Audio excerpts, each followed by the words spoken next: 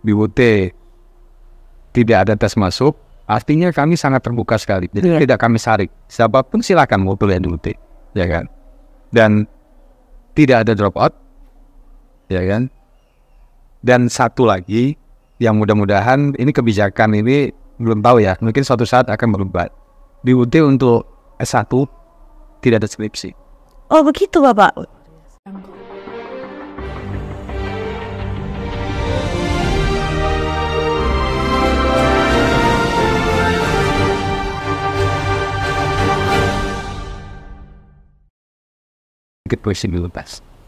Iya Pak ya Bapak. Jadi penjelasan Bapak yang tadi itu juga menunjukkan bahwa perkembangan dan juga kemajuan teknologi sistem pendidikan jarak jauh dan juga pelayanan terbuka di universitas terbuka itu memang sudah lebih terdepan dibandingkan dengan universitas yang lain ya Pak ya. Nah satu lagi, ya, Pak. Mumpung saya ingat ini, ketika pandemi tadi kan kaitannya. Iya benar. Ketika pandemi UT bagaimana? Panik nggak? Kalau kata anak muda kan panik nggak? Panik. Ketika pandemi UT sama sekali tidak panik. Karena kami sudah siap. Jauh sebelum pandemi, yang namanya pendidikan jarak jauh, online learning, ya kan, e-learning, itu sudah duluan. Dan bahkan mungkin bisa saya katakan, teknologinya justru lebih maju nih dibandingkan dengan teknologi yang digunakan pada saat pandemik itu, Pak. Kita sebenarnya dari awal tahun 2000-an pun kita sudah mengembangkan learning tadi, online learning tadi. Online learning, ya kan, tidak hanya sebatas yang banyak orang ketahui pada saat pandemi, itu orang tahu online learning itu hanya sebatas Zoom. Kalau sudah kuliah pakai Zoom, sudah online learning. Boleh tugasnya nanti bagaimana? Kalau dosennya kirim tugas, kirim saja lewat WA. Atau kirim saja lewat email. Ya kan? Tidak seperti itu. Online learning, ya kan? Pendidikan jarak jauh, online learning, e-learning, apapun namanya, itu tidak sesimpel yang kita bayangkan. Kami menyiapkan infrastruktur itu jauh hari, puluhan tahun lalu pun kita sudah siap. Jadi kita punya learning management system, ya kan, di mana misalnya mahasiswa di situ akan mempelajari berbagai materi melalui tutorial online. Di situ kita kembangkan aplikasi, di situ nanti ada materi, ada forum diskusi, ada tugas harus diunggah mahasiswa. Semuanya dikerjakan dalam satu aplikasi itu, Pak. Betul. Terus kita kembangkan lagi bagian dari learning management system yang kita punya tadi, ya kan. Ada lagi beberapa aplikasi lain yang mungkin kalau saya jelaskan semuanya, pemirsa juga mungkin bingung karena di awal-awal. Iya. Kecuali kalau sudah masuk. Iya. Jadi solusinya apa nih Pak? Harus masuk jadi mahasiswa dulu, baru bisa tahu ya programnya kayak apa Pak? Jadi, satu hal ya yang membedakan antara UT dengan perguruan tinggi lain, ya kan, online learning, ya kan, pendidikan jarak jauh itu tidaklah sesimpel yang dibayangkan. Ya. Jadi ini yang mungkin banyak orang salah kaprah, terutama pada saat pandemi. Iya. Ketika melihat kuliah, ya kan, atau pendidikan pada saat masa pandemi itu cukup dengan Zoom, itu sudah dianggap sebagai online learning, sudah dianggap sebagai PJJ, pembelajaran jarak jauh. Sehingga akhirnya pada saat itu karena salah kaprah tentang pendidikan jarak jauh ini, munculnya pada saat pandemi itu istilah learning loss generation. Ya kan? Learning loss generation itu menjadi kekhawatiran karena pendidikan jarak jauh, online learning yang diterapkan, ya kan, oleh banyak pihak pada saat pandemi itu tidak sesuai sebenarnya dengan konsep e-learning, konsep PJJ yang sesungguhnya. Iya. Harus ada interaksi di situ. Ya, harus ada interaksi, tidak hanya bersifat satu arah, ya kan? Ada sentuhan personal, kemudian ada berbagai hal yang juga melengkapi pelaksanaan sebuah online learning PJJ. Nah, akibatnya itu apa? Ya tadi itu. Kaitan. Kalau kami di UT, kami menyebutnya itu berkah di balik musibah pada saat pandemi. Jadi kalau bahasa Inggrisnya itu, kalau kata orang itu blessing in disguise. Jadi berkah di balik musibah. Artinya apa? Pada saat pandemi, UT itu menjadi kiblat istilahnya ya. Istilah itu menjadi acuan bagi orang yang ingin belajar tentang online learning, belajar PJJ, semua lari masuknya UT. Mereka masuk belajar studi banding, benchmark, ya kan? Jadi selama kurun waktu pandemi hampir 2020 sampai 2022, banyak sekali orang institusi, ya kan, kemudian sahabat-sahabat kita dari perguruan tinggi lain itu berburu ke UT. Iya. Karena mereka ingin tahu bagaimana mengembangkan online learning, pendidikan jarak jauh itu sebenarnya di UT seperti apa. Begitu mereka lihat, kalau ini kita harus siapkan dalam waktu singkat, Tidak bisa, iya. nggak bisa. Karena UT sudah siapkan itu jauh-jauh hari sebelum.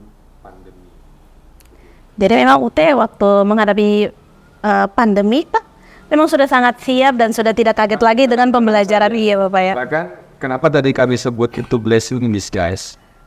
Selama pandemi hampir 2 tahun itu, ya, jumlah mahasiswa UT itu meningkat drastis, baik secara nasional maupun di UT Ambon sendiri.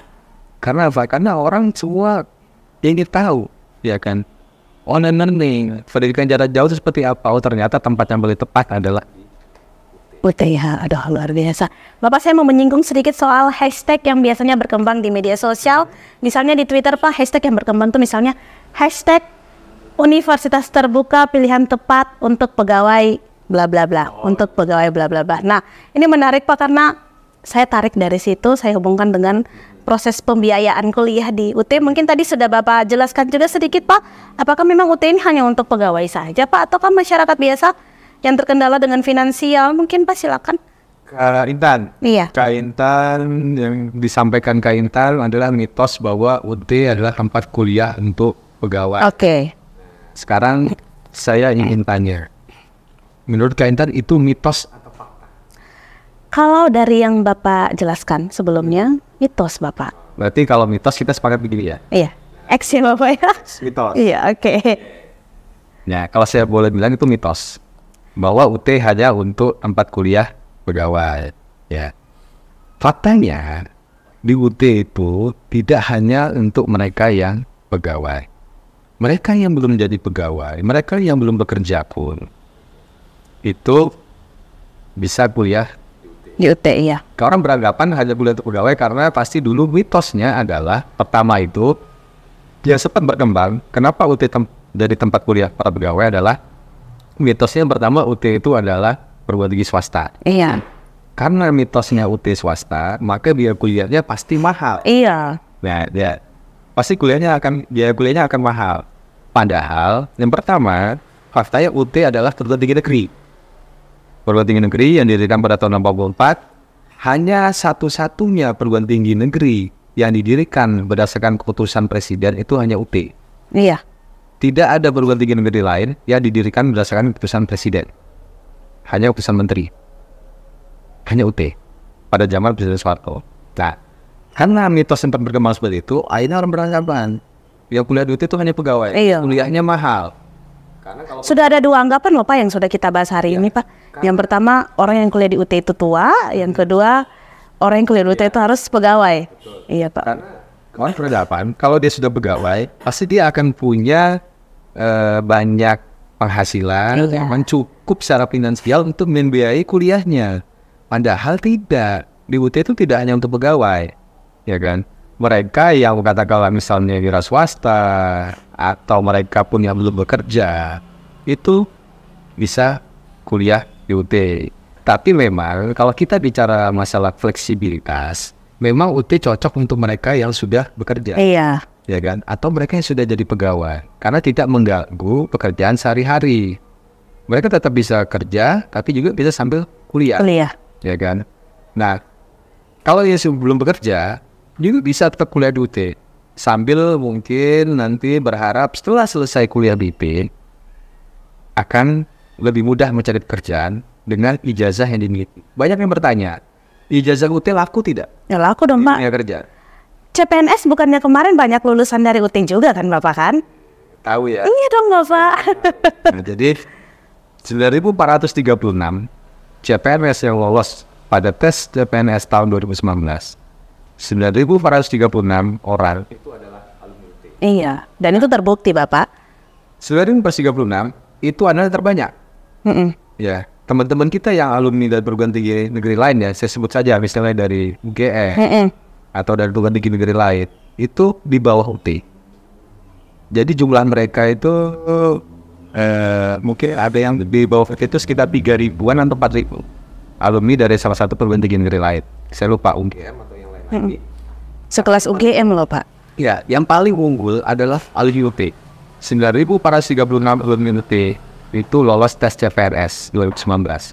Dan ini untuk semua formasi ya, masuk formasi teknis dan yang lain-lain. Nah, kalau kita bicara P3K guru, sekarang ini kan sedang mulai hangat lagi. Sebentar lagi katanya akan ada lagi tes P3K khusus untuk guru maupun tenaga teknis. Kalau kita bicara P3K, tes P3K gelombang 1 dan gelombang 2 tahun lalu 2022, khususnya mereka yang kategori honorer yang K2, ya kan? Tes P3K guru tahap 1, tahap 2, jumlah lulusan UT yang lolos tes P3K guru itu 75.000 orang. Tahap 1, tahap 2. Kita belum tahu nanti yang tahap berikutnya ini ya. Kalau yang 2 tahap itu 75.000 adalah alumni UT. Sementara yang tenaga teknis jumlahnya memang masih di bawah itu ya, sekitar 1.000 kurang. Tenaga teknis, data yang terakhir kemarin itu masih mungkin sekitar 1.000 orang kurang lebih. Tapi yang untuk P3K guru itu 75.000 orang. Kalau P3K yang tenaga teknis itu masih sedikit agak. Nah, tapi intinya adalah apa yang ingin saya sampaikan kaitan.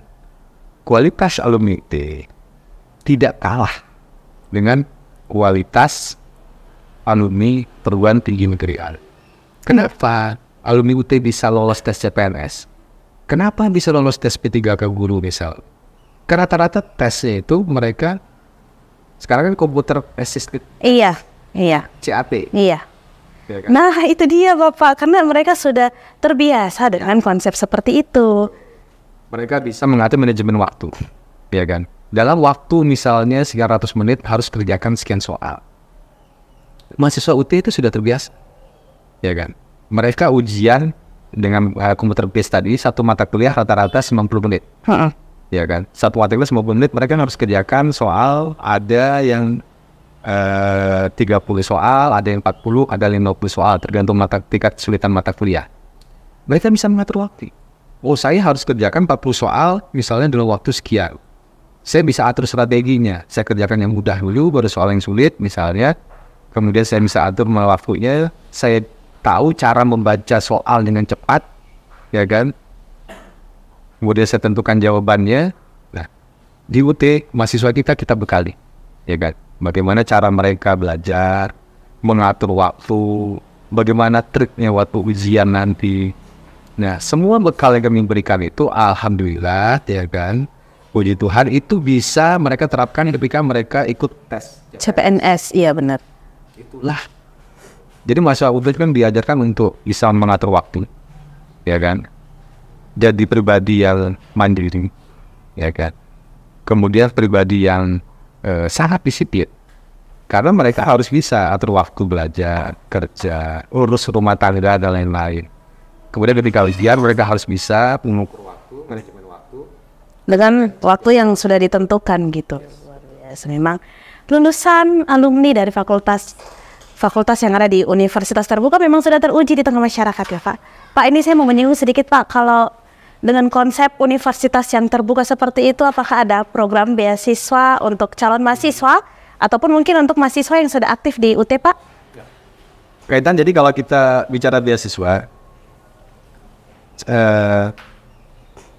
untuk mahasiswa yang misalnya baru akan masuk ke UT, kita sebenarnya ada beberapa yang dua ya, yang sering kita berikan sama mahasiswa. Yang pertama itu adalah beasiswa KIPKA, Kartu Indonesia Pintar Kuliah, yang biasanya kita berikan untuk anak-anak berprestasi, ya kan, ketika di SMA dia punya prestasi akademik, tetapi secara ekonomi terbatas. Secara ekonomi mereka mengalami kendala finansial, tapi mereka ingin berkuliah. Nah, itu kita berikan beasiswa Kartu Indonesia Pintar Kuliah. Itu bisa diakses di mana Pak? Mungkin. Kalau KIPKA itu biasanya kan itu adalah weekend beasiswa dari kementerian, dari Kemdikbudristek untuk KIPKA itu. Nah, biasanya nanti kalau misalnya UT secara nasional misalnya mendapatkan kuota beasiswa KIPKA misalnya 1.000 orang, Nah itu nanti oleh UT Pusat itu akan Kuotanya dibagi-bagi. untuk 39 kantor UT. UT yang tersebar se-Indonesia. Iya. Nah nanti kita akan lihat UT Ambon dapat berapa. Kalau kita sudah tahu UT Ambon dapat berapa, biasa akan kita umumkan, kemudian nanti kita akan mulai proses rekrutmen. Iya. Seperti itu. Biasa kita umumkan di website UT Ambon ataupun medsos kita, tapi kita akan melakukan rekrutmen. Itu yang pertama. Kemudian yang kedua, beasiswa CSR. Corporate Social Responsibility. Beasiswa CSR ini kita berikan ke mahasiswa itu berdasarkan kerjasama kita dengan beberapa bank pemerintah yang menjadi mitra kita. Ya, saya sebut saja, ya kan, karena ini mitra kita. Iya. Boleh Bapak, silakan. Jadi bank pemerintah yang biasa memberikan beasiswa CSR itu kerjasama dengan UT itu adalah biasanya Bank Mandiri, kemudian Bank Rakyat Indonesia, kemudian Bank Tabungan Negara BTN, iya. Nah, itu adalah langganan yang setiap tahun memberikan alokasi dana CSR dari mereka untuk beasiswa mahasiswa di UT. Tapi kita sebenarnya ada juga beberapa mitra yang lain yang memberikan beasiswa. Misalnya salah satu perusahaan asuransi. Dan ini mereka memberikan asuransinya, ya kan? Bukan asuransinya maksud saya, beasiswanya untuk para penyandang tunarungu. Jadi ini sebenarnya membuktikan pendidikan di UT itu benar-benar pendidikan yang inklusif. Jadi kita tidak hanya menyediakan pendidikan bagi mahasiswa biasa, tapi kita juga memberikan perhatian bagi mereka, saudara-saudara kita yang berkebutuhan khusus. Jadi para penyandang disabilitas, tunarungu itu kita berikan beasiswa kerjasama dengan salah satu perusahaan asuransi. Kemudian kita juga memberikan beasiswa untuk para penyandang tunanetra. Jadi para saudara kita penyandang tunanetra itu kita berikan khusus beasiswa untuk penyandang tunanetra. Konsekuensinya adalah kita mesti menyiapkan berbagai media pembelajaran kita yang friendly, yang bisa diakses oleh saudara-saudara kita tunanetra tadi, tunarungu. Iya. Semua kita siapkan. Luar biasa. Dan sudah ada beberapa mahasiswa kita yang tunanetra yang alhamdulillah sudah lulus. Luar biasa sekali. Jadi, kita benar-benar memberikan beasiswa proses pembelajaran yang tidak terbatas dengan sesuai tadi. Iya. Kita menjangkau ini data terjangkau itu tidak hanya berarti secara demografi atau geografis, tetapi juga kondisi fisik, usia, usia dan lain-lain. Itu semua kita akomodir. Luar biasa ya Bapak. Ya mungkin kalau teman-teman misalnya tadi, benar nggak UT ini ramah terhadap penyandang disabilitas? Benar nggak tuh Pak? Katanya inklusif. Silakan datang ke kantor UT. Kalau penyandang disabilitas ini misalnya dia masih bisa mengendarai mobil, kita sediakan parkiran khusus. Oh, penyandang disabilitas. Iya. Keren dong Pak, sudah semakin maju lagi nih Pak. Kita berikan jalur khusus kalau dia ini masuk ke data kita untuk bertemu dengan bagian klien. Contohnya seperti itu. Jadi kita benar-benar jargon kita menjangkau yang tidak terjangkau, pendidikan inklusi itu benar-benar kita wujudkan. Nah, kalau beasiswa ada beberapa beasiswa yang lain juga selain saya sebutkan tadi kaitan, tapi ini biasanya mereka berikan adalah untuk pegawai-pegawai yang dari instansi atau dari perusahaan itu. Silakan kalau ingin lebih tahu tentang UT Ambon, nanti bisa berkunjung ke laman UT Ambon, di www.ambon.ut.ac.id. www.ambon.ut.ac.id. Nanti kita taruh di sini ya Bapak ya. Kemudian kalau di medsos bisa nanti di @utambon di Instagramnya. Facebook kita. Kemudian bisa juga di TikToknya UT Ambon. Juga ada. Apa namanya kalau TikTok Pak? TikToknya akunnya @UT Ambon. @UT Ambon juga. Ya, dicari saja. Tapi kalau TikTok mungkin kita belum belum segencar Instagram. Iya, paham. Iya, karena sebenarnya kalau kita bicara medsos, ya, bentar, Iya. jadi kan bicara medsos ini kan sebenarnya adalah salah satu media, ya kan, yang juga banyak diakses oleh Gen Z maupun Gen milenial. Iya. Jadi kita semua kita mengikuti perkembangan zaman, ya kan. Informasi juga banyak kita sampaikan melalui medsos kita, ya, baik itu Instagram kita, Facebook kita, ya kan, maupun TikTok. Jadi apalagi kalau kalian tahu data kependudukan di Provinsi Maluku, dari 1,8 juta penduduk Provinsi Maluku sekarang, ya, dari 1,8 juta itu hampir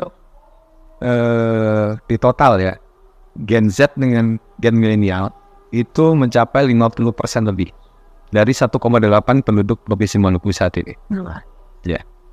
Komposisi yang terbesar adalah mereka yang berada di rentang usia generasi milenial. Artinya mereka yang lahir sebelum tahun 2000. Iya. 2000 ke sana, 99, 98, mundur terus. Generasi saya, Pak. Nah, kalau milenial mungkin masih Intan, saya juga masih bisa mengklaim milenial. Tapi kalau orang lihat, Bapak bukan milenial, Pak. Bapak kayaknya milenial senior, Pak. Kalau Bapak generasi kolonial, kan? Benar tuh, Pak. Di atas milenial. Oke, Pak, untuk satu statement terakhir penutup obrolan saya dan Pak Yuli hari ini, Pak, UT itu seperti apa menurut Bapak? Jadi sebenarnya dari apa yang kita sampaikan, kita bicarakan tadi, ya, Kak Intan, ya, baik secara serius maupun setengah bercanda. Iya. Jadi Iya, Pak. ada benang merah yang sebenarnya bisa kita tarik, ya. Iya. Jadi untuk pemirsa obrolan santai dan Maluku, yang pertama, UT menyediakan pendidikan yang kalau kami istilahkan memang jargon kami adalah menjangkau tidak terjangkau, atau kalau dalam bahasa bahasa Ambon itu kami punya tagline katong semua bisa kuliah. Hashtag katong semua bisa kuliah. Katong semua bisa kuliah. Artinya siapapun tanpa terbatas, ya kan, semua terbuka untuk bisa kuliah di UT. Seperti saya sampaikan tadi, tidak mengenal batasan usia, tidak mengenal batasan tahun ijazah lulus, kemudian di UT tidak ada tes masuk, artinya kami sangat terbuka sekali. Jadi tidak kami saring, siapapun silakan mau kuliah di UT, ya kan. Dan tidak ada drop out, ya kan. Dan satu lagi yang mudah-mudahan ini kebijakan ini belum tahu, ya, mungkin suatu saat akan berubah. Di UT untuk S1 tidak ada skripsi. Oh, begitu, Bapak. Jadi seringkali teman-teman kita yang kuliah di perguruan tinggi konvensional tatap muka, itu kan momok terakhir nih, itu hantu terakhir itu adalah skripsi. Kalau skripsi di UT diganti sama apa, Pak, nanti? Pertanyaan yang bagus, Kak Intan. Kayaknya pertanyaan yang bagus dari Kak Intan sudah 2, nanti yang ketiga dapat sendok. Apa dapat gelas? Oh, boleh, Bapak. Jadi kalau di UT tidak ada skripsi, ya kan.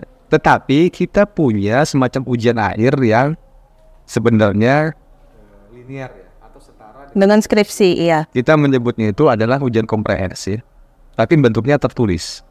Bentuknya tertulis selama 180 menit.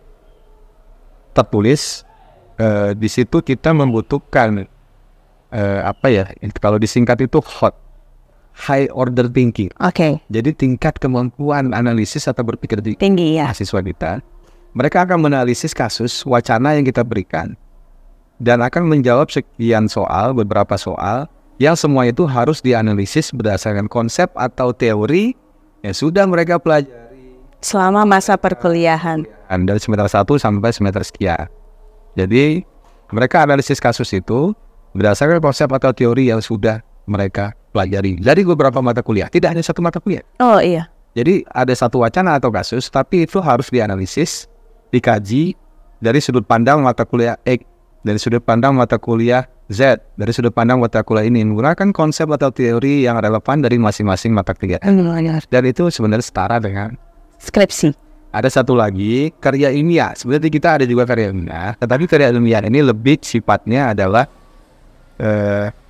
melengkapi yang ujian yang komprehensif tadi. Iya. Ya. Jadi karya ilmiah ini mungkin tidak setebal skripsi. Ya, hanya mungkin seperempatnya lah gitu kan, atau sepertiganya skripsi. Tapi itu juga sebenarnya membutuhkan kemampuan menulis sebuah karya ilmiah yang sesuai kaidah akademik oleh mahasiswa. Jadi tunggu apa lagi? Kampus kita negeri, gitu, ya kan, tanpa tes masuk, ya kan, tidak ada Tidak ada batasan nomor ijazah, tahun ijazah, iya. Iya. akreditasi BAN PT 13 prodi akreditasi A, yang lainnya B semua.